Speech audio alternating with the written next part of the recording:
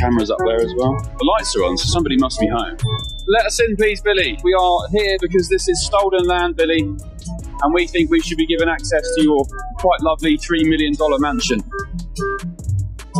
And such is Billie's concern for security and privacy. It's surrounded by pretty decent security fencing. Very nice. This is something everyone should see. Bill Maher is calling out Billie Eilish and other Democrats who attended the Grammy Awards, along with musicians, nominees, and winners. On stage, Billie Eilish declared, "No one is illegal on stolen land while accepting her Grammy."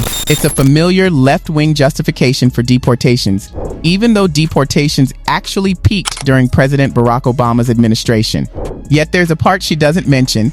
She owns a boarded-up house on land valued at millions, land originally taken from Native Americans. When reporters visited her home asking whether she would return it, the question remained, can this land be restored to its rightful owners? Native Americans are asking the same. Does that $3.5 million mansion now belong to them? Enter Bill Maher, a socialist who's growing increasingly frustrated with Democrats using these arguments without addressing the underlying injustice.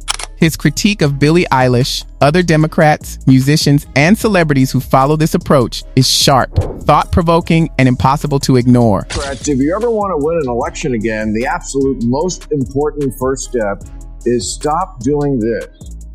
We gather in celebration of the Oscars on the ancestral lands of the Tongva, Tataviam, and Chumash peoples, the traditional caretakers of this water and land. Yeah, I don't know if we're still saying cringe. Is that, but if we are, that's this.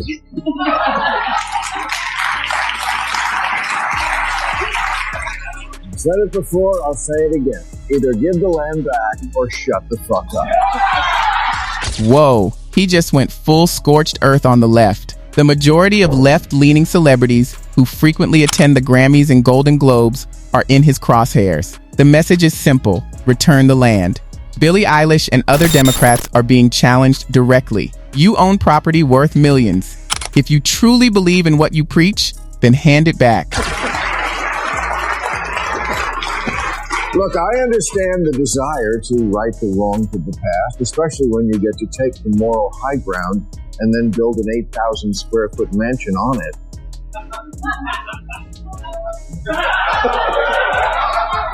Are they for the mansion people? And I'm sure Julianne Hough is sincere about her love for the Chumash people, but I doubt she drives to work in a canoe,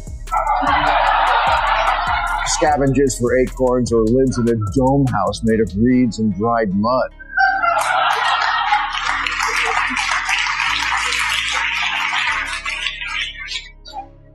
That's Woody Harrelson.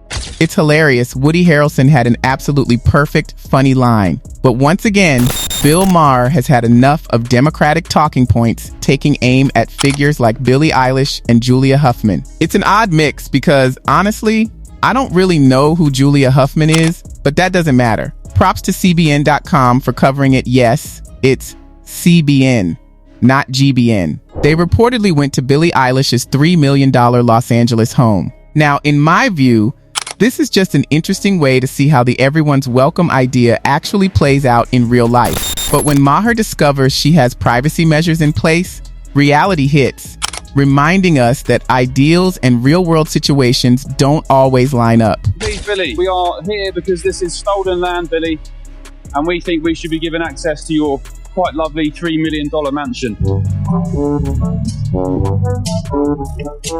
Hello, Ben Leo from The Late Show Live on GB News. Do you remember when Billie Eilish said this at the Grammys?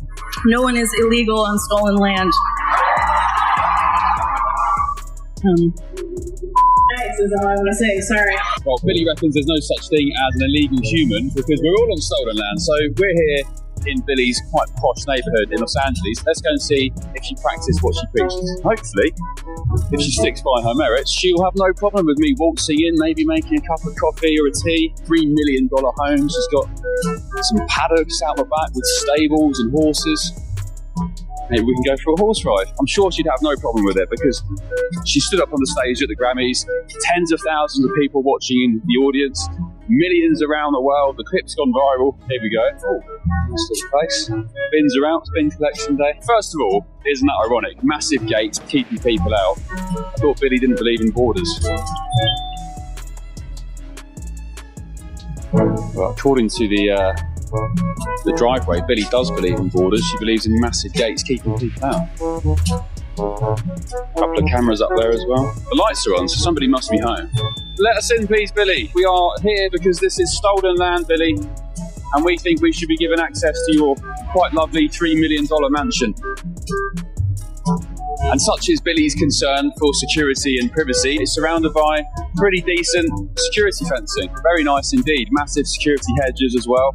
She's taken a lot of concern and time to make sure she's got some privacy, as you'd expect. Oh, there we go. At the $3 million Los Angeles pad of Billie Eilish, she reckons nobody's illegal because we're all on stolen land anyway, but when it comes to her own house here in LA, I think she's got different ideas. Billie Eilish recently claimed that all Americans, no matter where they live, want laws to be respected. Her point is that, without rules, how could anyone enforce them? But think about it. If anyone could walk into your home from anywhere in the world, you'd have serious security issues. Immigrants often understand this firsthand, which is why many support checks, borders, and enforcement. Some oppose sanctuary cities because they've seen the dangers that can arise when laws aren't followed. This isn't to say the US is perfect. Far from it. But insisting that everyone is welcome with no rules effectively ignores the reality of crime and safety. And in Billie's case, the reality hits close to home. With cameras, private security, and screening in place, her estate is anything but an open access playground. Having worked in security myself, I know how this operates. Celebrities' teams often arrive early, secure every entrance, and use checkpoints. They have cameras, dedicated booths, and large security units far beyond what the average person can afford. This setup illustrates a broader point. Hollywood often operates in a bubble, insulated from the dangers that most Americans face daily. Criminal activity is real, and these security measures exist to prevent threats that ordinary citizens simply cannot manage. Despite these precautions, Billie Eilish continues to make statements that seem disconnected from reality. On one hand, she claims her estate sits on stolen land, but she continues to live there comfortably while earning millions. Meanwhile, the Tongva tribe, the rightful stewards of the land, has taken legal action. A Los Angeles law firm has recommended that Billie be removed from her property. A 30-day notice has already been prepared, and pro bono legal services are being provided to the Tongva tribe to reclaim the estate. Estimates of the home's value vary. Some say $3 million, others $14 million. But regardless, this highlights the absurdity of her claims when juxtaposed with the wealth and security she enjoys. It's ironic, statements about everyone is welcome and stolen land are now having tangible consequences. Even politicians are weighing in. Ted Cruz, for example, has made what seems like a reasonable argument in this context. He's discussing the situation with Netflix executives as Republicans press the company for testimony on their marketing practices to children. And now, Billie Eilish finds herself at the center of a larger debate about law, property, and accountability, one that she can't simply laugh off. Right now on stolen land. I have no idea the history of this land, of where we're sitting today. Nor do I. So that speaks volumes that neither of you are willing to say, hell no, we're not on stolen land. And I will say at the Grammys, when you see an entertainer say, nobody is illegal while we're on stolen land, and then you see entertainers leap to their feet clapping so excitedly at the notion that America is fundamentally illegitimate, it starts to convey that the entertainment world is deeply corrupt. And I will point out that same singer who says no one is illegal on stolen land promptly went back to her $14 million mansion, and somehow that stolen land she wasn't concerned about, just the United States of America. Look, Netflix has long been a left-wing company. Your founder, Reed Hastings, is one of the biggest Democrat donors in the country, including giving millions recently to the massive gerrymander in California, making it one of the most gerrymandered states in the union, because your founder desperately wants a Democrat House of Representatives. Susan Rice from the Obama White House is on your board of directors. You guys gave $50 million to the Obamas, as far as I could tell, to produce no discernible content whatsoever. How would you tell a Texan sitting at home to feel comfortable? CNN is already a dumpster. There's nothing resembling objectivity. There's nothing resembling journalism anymore. How are people at home how should they feel even remotely confident that if this merger happens, the combined entity would not simply be a propaganda outlet pushing one particular political view with much greater market power than you have now. Well, so we would fail. We would fail pushing a political view or propaganda. We deliver entertainment to consumers.